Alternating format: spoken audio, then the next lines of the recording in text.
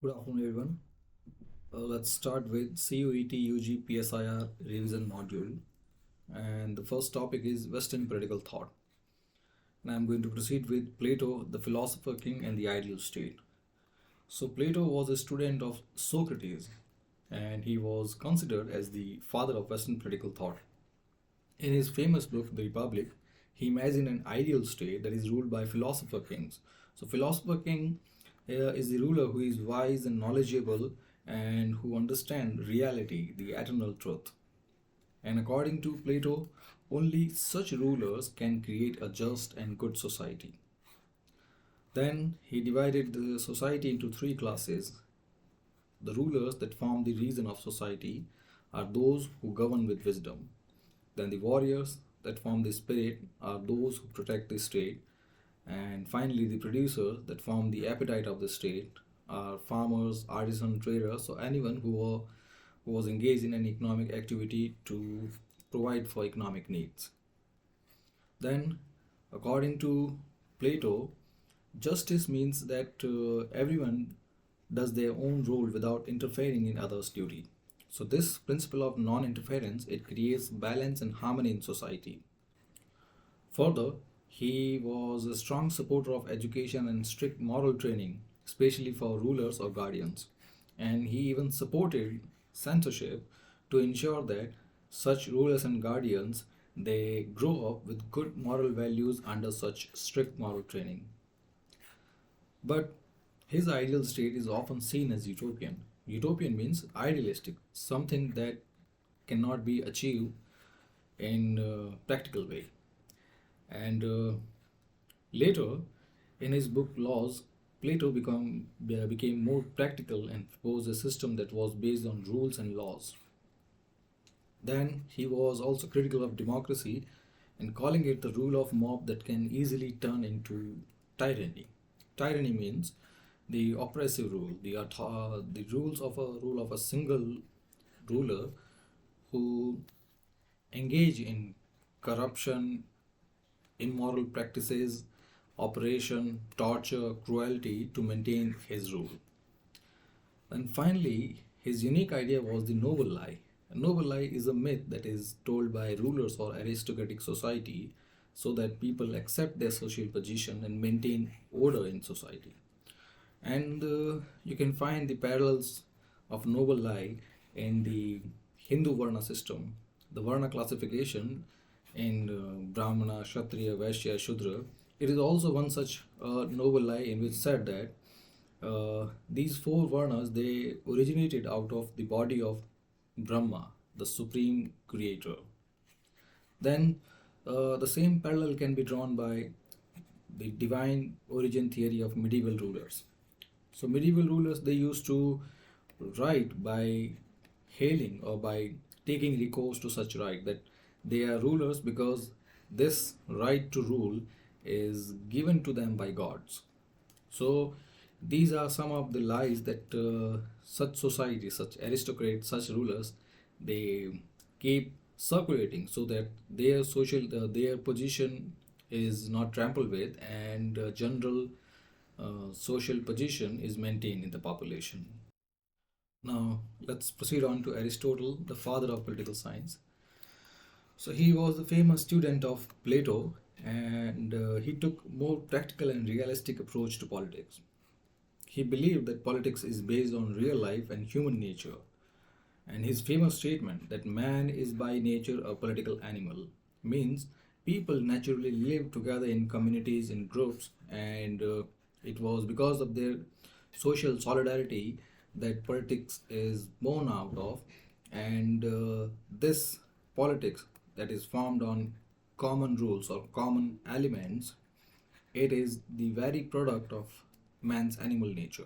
And you can also find this precedent, like if you take recourse to evolution, and it is said that we have evolved out of apes such as gorillas, chimpanzees, orangutan, gibbon, and many old and new world monkeys. And most of these primates, most of these apes and monkey species, they live in some social groups. And This is an irrefutable argument which has been proved by many archaeologists and many anthropologists that it is because of this social solidarity, living in groups, and finding the required resources, whether it is mating or food or you can say thwarting an attempt by any predator, any attack, all such things they happen and they became successful because of a social gathering. अगर ये नहीं होता then we could not have been survived. So ultimately Aristotle he just recalled all those things that is already uh, a natural truth. And he supported the idea of a constitutional government of polity, and he considered it best possible form of government because it was a balanced system that avoided the extremes of oligarchy. Oligarchy means rule by a few rich people, and another direct democracy that is ruled by a majority. So according to him, constitutional government it formed a delicate balance between both these extremes. Then one of his key idea was the golden mean. The golden mean is the way to avoid any extreme form.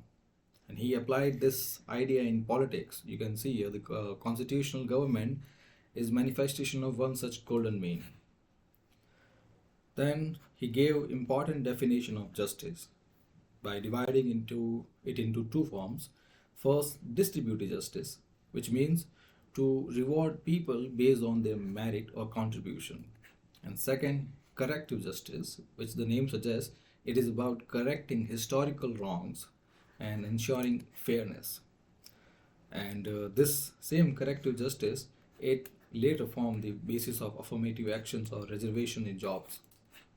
Then his classification of government, it became a model for late thinkers, and he described three good forms of government. First, monarchy, that is ruled by one ruler. Then second, aristocracy, that is ruled by a few virtuous people. Virtuous means good people, those people who live by virtues. Virtues means good qualities. Then finally, polity, that is ruled by laws. Then he also listed the corrupt version, which should be avoided. First one is tyranny, that is corrupt monarchy, a single ruler but indulging in corrupt practices, immoral practices. Then second, oligarchy, that is a corrupt aristocracy, and democracy, that is a mob rule without law. And he strongly believed that the rule of law and mixed constitution, they are they should be followed because in these forms of government power is shared and balanced. And finally, he emphasized the importance of middle class because it is a stable and trustworthy group capable of keeping politics balanced and preventing conflict between the rich and the poor. Now let's proceed on to Niccolo Machiavelli. Machiavelli is considered a father of political realism in that way that he moved away from classical focus on ideals and looked at politics as it really worked in the world. So this political realism, it is different from traditional politics in the way that traditional politics it looked politics as a hodgepodge of, or as you can be called as the practice of virtues. So earlier the politic sense it was based on a strict sense of ethics, but as you know the world is dynamic and reality is quite different from what we call as virtues or what we profess as virtues. So Niccolo Machiavelli, he was the first person, a first political philosopher who looked at this reality and argued that politics should be based on reality rather than traditional values which cannot be followed. In his famous book, The Prince, Machiavelli explained that politics is about gaining and keeping power, even if it means using tricks or cruelty. So, in that way, he clearly separated politics from morality, politics from ethics. One of his important idea was virtue, meaning a ruler's strength, skill, and cleverness to handle any situation. And here, his emphasis on virtue, it was very different from traditional moral virtues. So according to him, a good leader would be the one who is brave, smart, and ruthless when needed. So this emphasis on cruelty is always there. And if you look at world history from the time of Nebuchadnezzar, first ruler, and the first ruler for which we have a record, such as Hammurabi, you can even cite the example of Egyptian kings, Egyptian pharaohs. So all of them they resorted to cruelty at one point of in their life, because it was cruelty ultimately that helped all those rulers. It's not my perception, it's not my opinion, but I have gone through world history and I found it an interesting insight that ultimately it was the cruelty that helped many rulers to form a grip over society.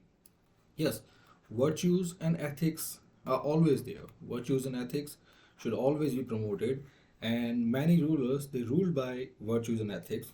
But as you know, not every citizen in a population is a law-abiding citizen. So there will be some rockers, there will be some antisocial or anti-human elements, and the only way to deal with them is to resort to cruelty. He famously said that it is better to be feared than loved if a ruler cannot be both. Then he introduced the idea of reason of state or raison d'etat, which means sometimes ruler must act immorally if it helps protect the state and ensure stability. So this shows the pragmatic or practical side of Machiavelli. In another book, Discourses on Livy, Machiavelli shared his republican ideas, supporting active citizenship and mixed government where power is shared and people participate in politics. So he was one of the supporters of republicanism, and he also discussed the role of fortuna or luck in politics. So again, you can see here another practical band of mind shared by Machiavelli, by which he suggested that a wise ruler must be ready to change plans in case the fortune changes. Then, by rejecting medieval and church influenced moral politics, he led the foundation of modern political realism. और आप में से अगर कोई student IR के जो students हैं किसी भी यूनिवर्सिटी के और इवन यूपीएससी के भी, then you will time and again come up against the realist theory, which is about dealing with the international powers in real terms, in real time. So all of these ideas they are based on modern political realism espoused by Machiavelli. Now let's proceed on to Thomas Hobbes. Hobbes authored Leviathan, a book that presented a mechanistic and materialistic view of human nature. He described the state of nature, the state of general nature, the state of how people lived as solitary, poor, nasty, brutish, and short. And all of these insights they can be drawn by his influence by English Civil War. So at that time when he was active in English Civil War, it is clear that it is obvious that his perception of the then situation would be similar similar to it. Then he proposed a social contract where individuals surrender all of their rights to a sovereign that is known as Leviathan for peace and security. So again, here the idea of Hobbes was in support of a central authority, a central and strong authority, and all the people, especially people who are war torn, people who are in caught between a war, engaged in a war, in order to win the war, in order to maintain peace and security, they must surrender their rights to a sovereign. And it will not be difficult to understand that he advocated for absolute monarchy. Absolute monarchy means a single ruler controlling all the powers. And he justified such strong central authority to prevent civil war and anarchy. So, as it is clear here that his ideas were influenced by English Civil War. So, his perception of the situation at that time and his prophesizing of ideas, his suggestion, all of them, they are also influenced by it. Then he said that law is the command of the sovereign. So, law is whatever the sovereign says, and morality exists only under Leviathan's protection. So, it's another kind of realist thinking, but it is different from the ideas of Machiavelli. Here, the the ruler, it depends on ruler how he treats the political lines, and people, they should not believe that their ruler, their sovereign, must be a moral person, an ethical person. Then his ideas, they reflect the beginning of modern secularism, that is, it removes divine legitimacy from rulers. In other words, it's again a product of Renaissance which separated church from the state affairs of the state.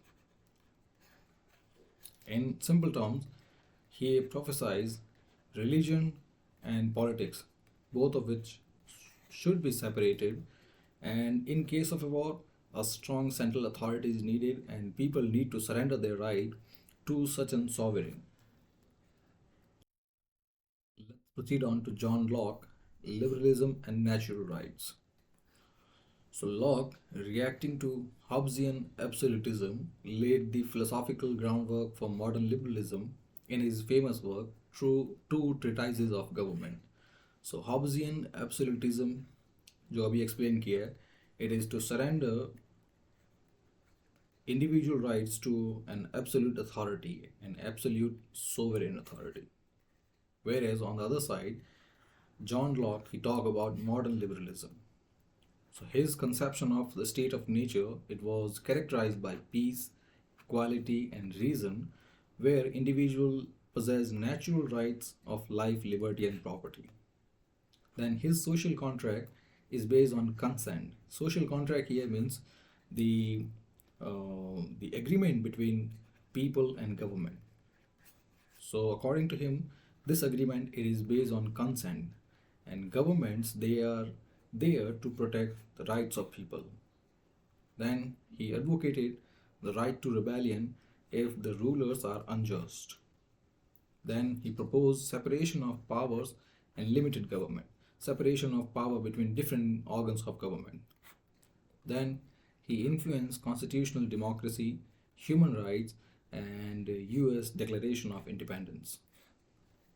Then proceed on to Jean-Jacques Rousseau or Jean-Jacques Rousseau.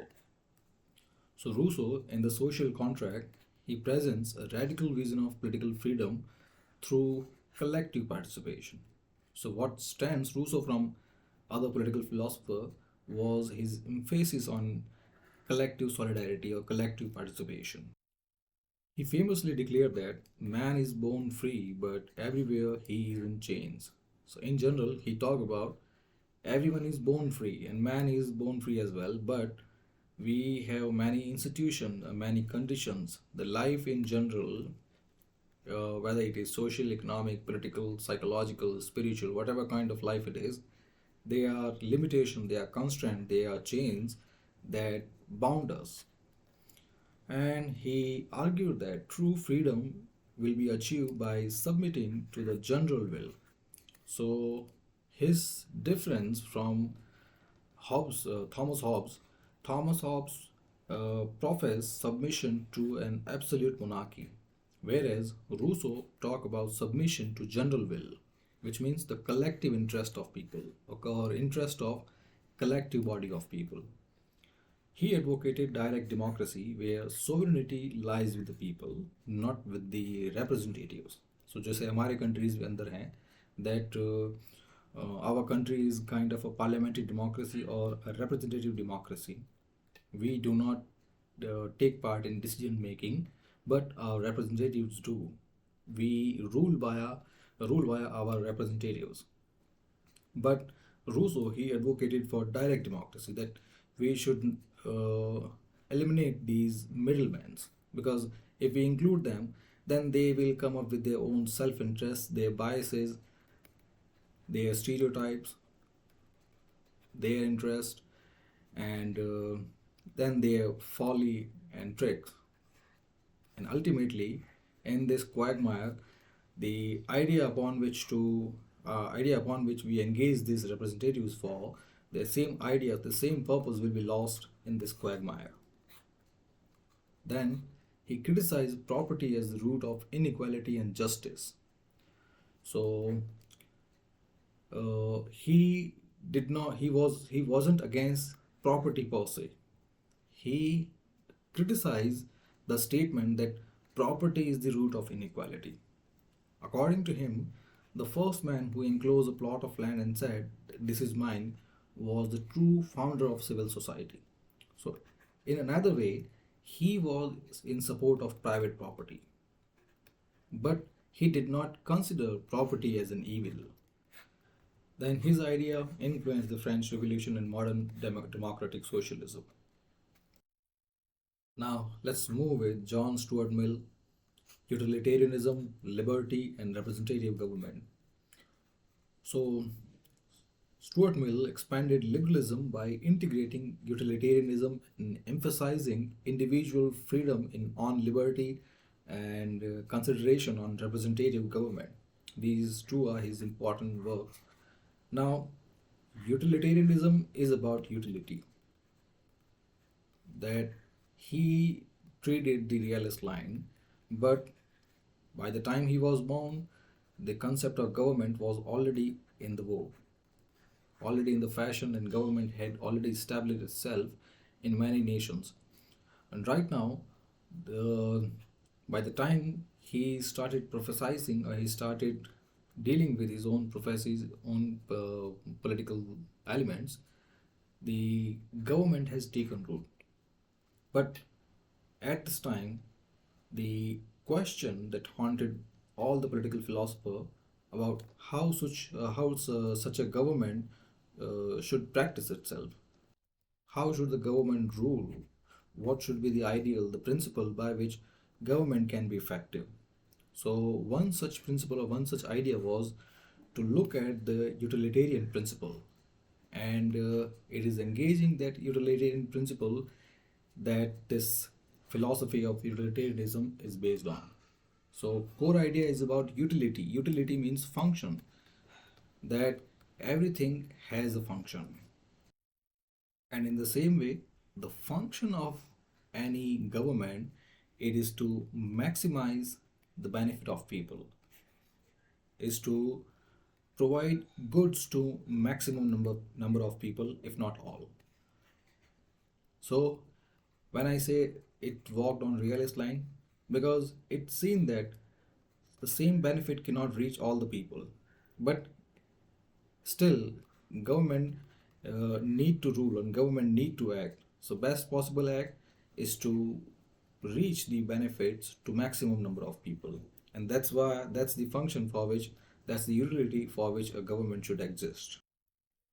Then he defended freedom of speech, expression, and action unless it harms others. So the harm principle by Mill, it said that all the basic rights should be protected by state, by government, unless they become detrimental to the freedom of others.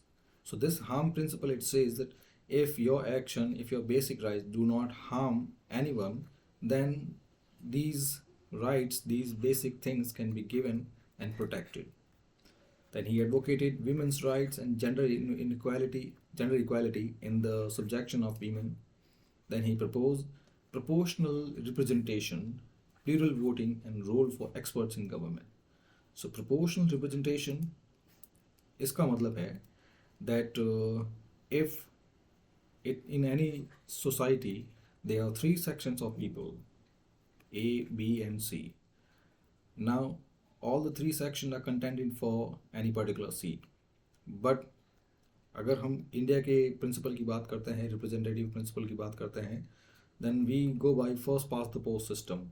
First past the post system, which means जिसके भी highest vote आएंगे, he will be declared the winner. But in that case, अगर total में से 300 votes हैं, किसी कोई 100 लेके आया and किसी के 99 है, देन इस और किसी के 101 है, अब टोटल ये 300 हो गया। अब 101 वाले को we declare it winner, like if C is a winner. लेकिन ये दोनों जो हैं इनको भी तो अपनी अपनी जो कम्युनिटी है, जो भी इंटरेस्ट हैं, they have supported them. So to address this injustice, proportional representation says आपको जितने भी वोट मिले हैं उसके अकॉर्डिंग आपको सीट मिलेगी। So and this is applicable inapplicable for a single seat, one seat, but it can be applied to whole parliament, it can be applied to whole legislature, क्योंकि वहाँ पे बहुत सारे सीट्स होती हैं and then this principle it works on political parties। जितनी भी political parties हैं, कितनी होगी, 3 4 5 हैं, जितनी भी हैं, जिसको जितने वोट्स मिले उनके अकॉर्डिंग उनकी सीट्स लेजिस्लेशन के अंदर उनको सीट्स मिलेगी। That's the system of proportional representation given by. Then he warned against the tyranny of the majority in democratic society. Tyranny of majority means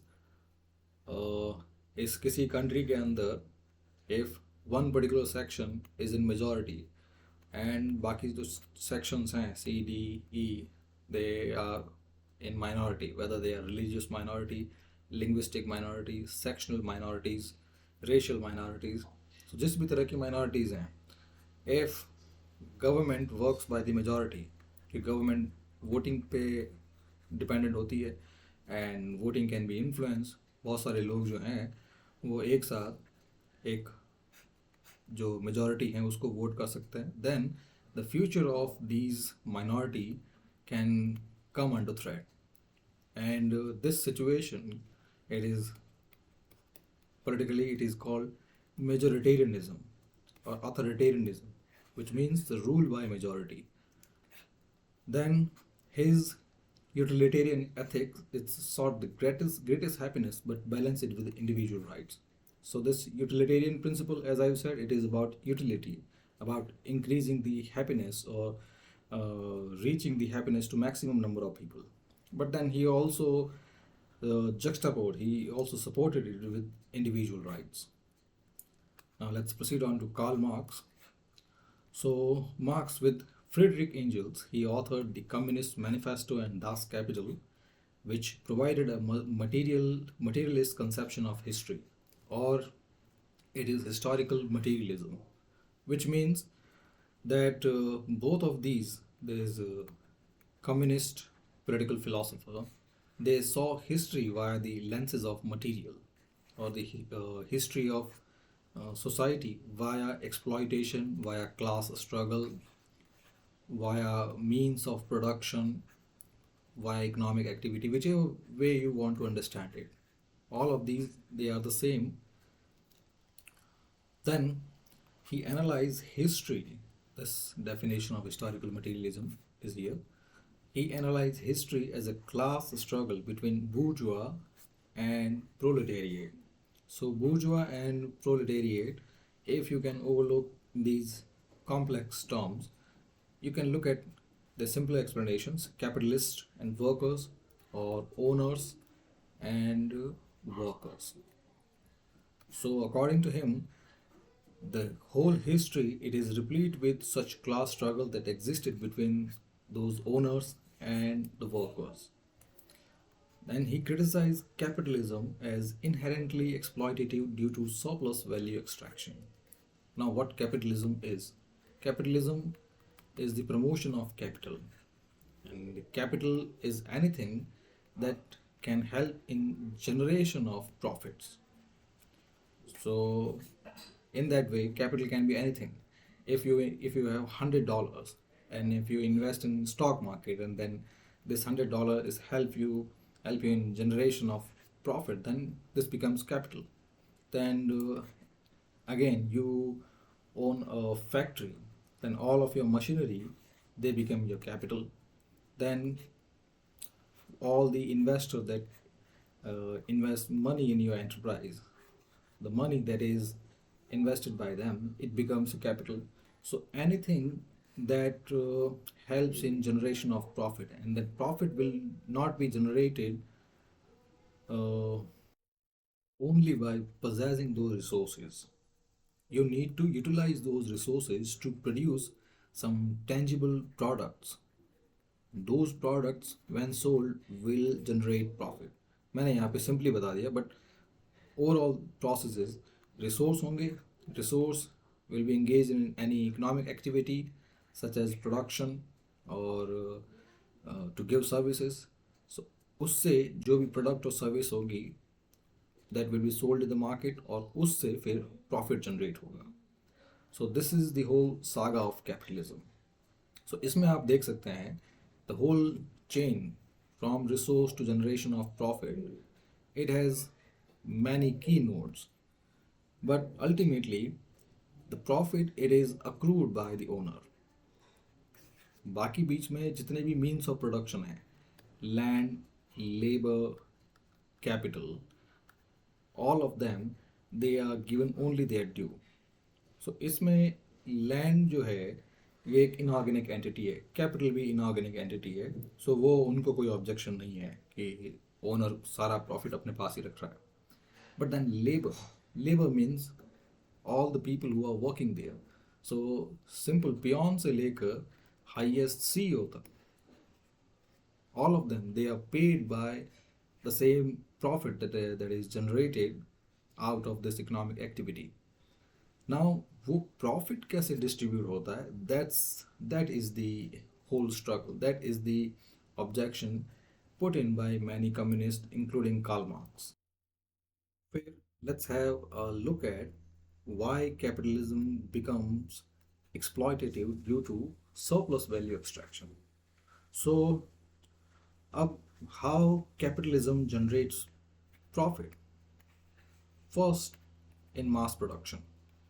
कि एक चीज़ जो है अगर इंडिविजुअल प्रोडक्ट हैं उसको बेच रहे हैं, उसका प्रॉफिट इतना नहीं होगा. बट अगर उसमें भी एक प्रोडक्ट को बेचने में आपको अगर 10 रुपये का प्रॉफिट होता है, बट सेम अगर आप वही 10,000 प्रोडक्ट्स बेचते हैं, then multiply by 10, then it becomes 100,000, 1 lakh रुपए. और यही मास प्रोडक्शन जो है उसमें कुछ और एलिमेंट्स हो जाते हैं, लाइक कॉस्ट कटिंग. कि कॉस्ट अगर कट कर दें, जो चीज़ आपके आपके 10 रुपये में बन रही है, अगर आप उसको 8 रुपये में ही उसका ये जो इनपुट कॉस्ट है अगर वो 8 रुपये हो जाए और उसको आप 12 रुपये में बेचें, तो उसका डिफरेंस जो है 4 और प्रॉफिट 10, यानी आपका 40 टाइम्स प्रॉफिट हो गया. और यही 1 लाख की जगह आपको 4 लाख का प्रॉफिट होगा. सो कॉस्ट कटिंग मेथड्स में सबसे पहले आता है लेबर एक्सप्लॉयटेशन. कि लेबर को अगर 2 घंटा एक्स्ट्रा काम करवाएं और उनकी सैलरी में से 2,000 कम कर, देन इनके बीच का डिफरेंस जो है वो भी इट बिकम्स हुमंगस. कि मास प्रोडक्शन में you employ thousands of workers और सबके अगर 2 घंटे बढ़ाएं, देन वो 2 घंटे जो एक्स्ट्रा काम कर रहे हैं वो भी फ्री का कॉस्ट कटिंग है. उसका भी प्रॉफिट जो है उस 2 घंटे में भी जितने भी एक्स्ट्रा यूनिट्स प्रोड्यूस होंगे उसका प्रॉफिट भी accrued by the owner. Then हर एक के जो थाउजेंड्स ऑफ वर्कर्स हैं उनकी सैलरी में भी 2,000 रुपीज़ कट किए. देन अगेन उसमें जो एक्स्ट्रा जो बचा वो भी सरप्लस जो है वो ओनर के पास आएगा. So this surplus value extraction, ये आपको समझ में आ गया कि ये है वो जरिया. This is the way capitalism it employs many such cost cutting and value extraction or exploitative tactics to generate profits. Then he advocated a proletarian revolution of workers. He famously said the workers of the whole world should unite together to rise against the owners, to rise against the capitalism, to abolish private property and establish a society which is classless and streetless. So his call for action is not to people, not to any religious authority, not to women, not to the oppressor. His call to action was for the workers. Then he introduced the alienation theory, which means workers became estranged from their labor, products, and fellow being. And he took the cues from Industrial Revolution. So, if you are not aware, Industrial Revolution was the first revolution of mankind on an industrial scale, in which the goods they were produced at mass scale. उससे पहले हमारे पास industry technology थी नहीं, तो मास scale पे production था नहीं. Most of the production was on cottage scale. So mass scale पे जब प्रोडक्शन शुरू हुआ, एंड देन यही सब, the extortion, exploitation to extract surplus value, इन सब में industrial revolution is the starkest example. कि यहाँ पे workers used to work 14 to 18 hours a day under a very grim condition with very less pay. So, according to this alienation theory, Karl Marx said कि because of this money dilemma, because of this economic necessity, because of this economic disease, workers and people, they become estranged, they become distant from their labor, from their products, and from their fellow beings.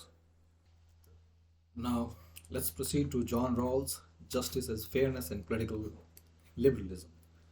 So, John Rawls revolutionized political philosophy with a theory of justice about rethinking liberalism through fairness and equity. So, liberalism, especially in political sense, it is called political liberalism. It is about liberal values of equality, justice, fairness, giving equal opportunity, about rights. So all these values and virtues, they can be clubbed together as political liberalism. So he sought a new explanation for liberalism via fairness and equity.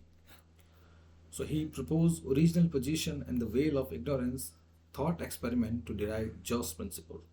So when it came to how John Rawls or anyone would advocate for the principles of fairness and equity, then he came up with this thought experiment about original position and veil of ignorance. Let me explain them.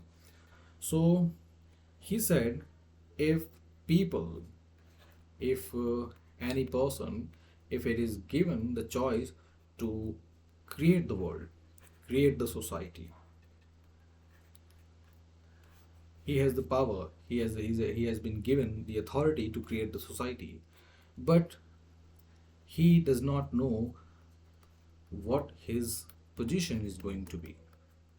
If he does not know whether he is going to be born poor or rich, whether he will be born in this continent, on that continent, whether he will be born in a liberal society or in an orthodox and conservative society, what will be his characteristic, what will be the characteristic of his parents, whether he will own any property. So this knowledge is not there. So this absence of this knowledge, it is known as veil of ignorance, because he is not aware about his situation. Then his position, how he will be born, it is also obscure, unclear. In that case, what principle he will employ to create the society? What will be his idea about justice, fairness, equality, democracy, rights, human rights? So all these human principles, in case of absence of his original position, in case of veil of ignorance, those ideas that are given by people, they will create a society of fairness and equity. Now, let me put it simply, the same man, and again the same objective, create a society, but he does not know who he is going to be born as. So this absence of this knowledge, it is known as veil of ignorance, because he is not aware of that. In such a situation, the rights he is going to espouse for, उसके according उस society में जो वो create कर रहा है उसमें कौन से राइट्स लोगों को मिलने चाहिए, कौन किस प्रिंसिपल पे बेनिफिट्स जो हैं वो शेयर होने चाहिए, अपॉर्चुनिटीज़ कैसी होनी चाहिए, इक्वल होनी चाहिए या अनइक्वल होनी चाहिए, प्रिंसिपल्स ऑफ गवर्नेंस कैसा होना चाहिए। तो ये सारे जो आइडियाज़ हैं they are original position. Then he gave two principles of justice. First, equal basic liberty for all. So again, this is related to his thought experiment कि अगर आपको पता ही नहीं है कि आप किस जगह पे किस हालात में आप पैदा होंगे, then you would certainly go for universal basic rights. Then, second, social and economic inequalities are justified only if they benefit the least advantage. So this difference principle is again another kind of thought experiment in which he said, agar if any society is replete with such social and economic inequalities, and the presence of which can be justified only if those social and economic inequalities they are going to benefit the least advantage. So let's take example for that, like merit system. So if the same examination, UPSC examination is there, and now we know the society we are living, it is highly unequal. So the social and economic inequalities are there. Now, according to Rawls, these inequalities can exist if the same inequalities they are going to benefit those communities that cannot compete in the market. Likewise, if the same social and economic inequalities, it helps people from backward society to be selected in UPSC. If UPSC provides such a benefit, such a equal role to such merit, then these are justified because such inequalities they are helping people grow. And the same case is about economic prosperity. If social and economic inequalities, like in case of business growth, so if everyone is given an opportunity to try their luck, then these inequalities can become justified. This is known as difference principle. And if you are hearing a loud cry of a child in the background, and kindly ignore it. This is my daughter, and this is another example of veil of ignorance. I cannot do anything here. Then he critiqued utilitarianism for sacrificing individual right. So let's revise what utilitarianism is. Utilitarianism, that's advocacy of utilitarian principle or utility. So utility again, it is about benefits. Benefits such as happiness, rights, virtues, and making these utilities accessible to maximum people. So in short, utilitarianism, it says that you should care about the benefit of maximum number of people, if not all. So there will be some minimum, some people who would be left out of this net, this benefit net. But John Rawls, he criticized this principle, saying that this provision of maximum benefit, it also makes a big dent on individual rights because government can provide such utility to maximum number of people only when people sacrifice some of their rights. Now, the next, in political liberalism, he argued for overlapping consensus in pluralistic societies. So, pluralistic society means diverse society, a society in which diverse viewpoint exist. Now, in such a society, there cannot be a one size fits all approach or one size fits all answer. People may have overlapping interest. For example, there may be someone who will be a religious person but may be interested in business, or someone who may be interested in LGBTQ rights but may support a majoritarian rule. So such overlapping boundaries are there. Next, His theory influenced welfare liberalism, egalitarianism, and contemporary debates on distributive justice. So, welfare liberalism is again a form of government, a form of political liberalism, in which government engage in welfare activities such as provision of scholarship, provision of freebies, provision of goods and service at discounted rates. Egalitarianism means equality at political level, to treat everyone equally, especially at political level. Then, so in Western political thought is over. I will proceed on to Indian political thought in the next lecture. Thank you very much, and kindly subscribe the channel.